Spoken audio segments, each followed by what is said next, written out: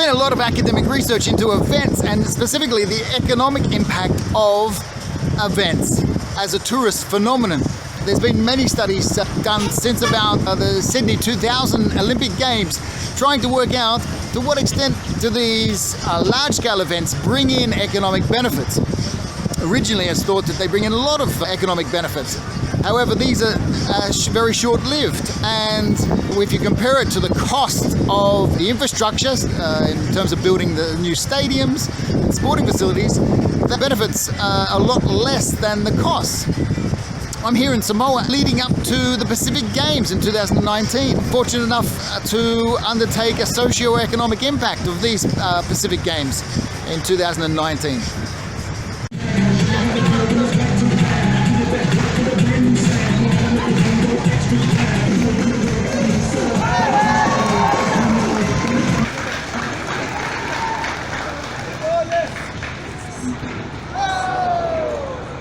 Okay, one area of academic research is to try to work out the impact of large-scale events. I'm here in Samoa, 2019 Pacific Games. There's 20-odd countries coming from all over the Pacific to compete in over 20 sports. I've just witnessed the 4x100 relays, men's and women's, an exciting event. But host communities who invest so much money into the stadium, into fixing the infrastructure, like roads, bridges, airports, they want to know what's the return on their investment.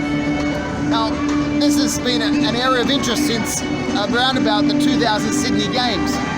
And what they've actually found is that the return on investment economically hasn't been worthwhile. There's a lot of money put into this investment and the return isn't so great because the events are only usually a short period of time. Pacific Games here, 2 weeks. So yes, there is economic activity has been generated, but it's only for a short period of time across the whole year. And in fact, some people who are going to be tourists here, they defer their trip. They see the Pacific Games is on and they can't get accommodation or they don't want to handle the crowds, so that they delay their trip. So it's not always beneficial. So instead of the economic impact, a lot of host communities have started to look at the socio-cultural impact.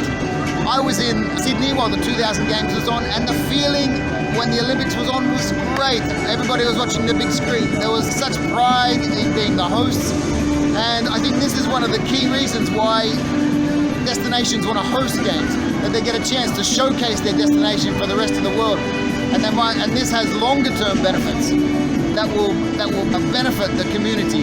Things like a sense of community, of coming together, of showcasing their cultures, showcasing their attractions.